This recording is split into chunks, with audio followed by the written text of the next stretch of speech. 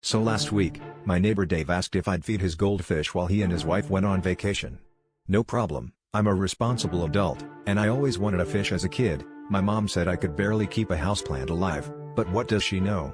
He handed me a little container of food flakes, gave me his spare key, and told me the fish's name was Bubbles.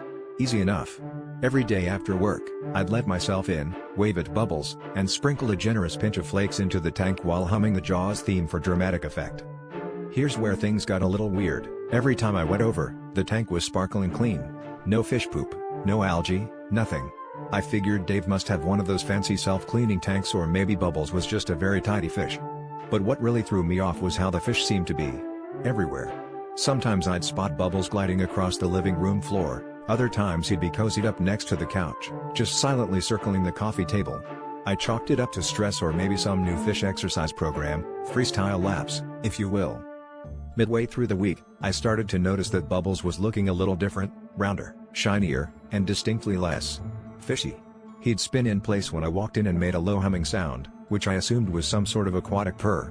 By Friday, I was starting to get attached to the little guy, to the point that I'd kneel down and offer him words of encouragement while I sprinkled his daily flakes. "You're doing great, Bubbles. Best fish in the whole neighborhood." He'd respond by bumping into my foot and whirring away, leaving a faint trail of fish food dust in his wake. Dave got back yesterday, and I proudly told him how well I'd cared for his fish. He gave me a confused look and said, thanks, but Bubbles is a ceramic decoration. My only pet is my Roomba." So, turns out, for a whole week, I'd been feeding a robot vacuum cleaner. On the bright side, if Roombas ever become sentient, I'd like to think I've established myself as their go-to guy for fish flakes. I guess you could say I swept that responsibility right under the rug.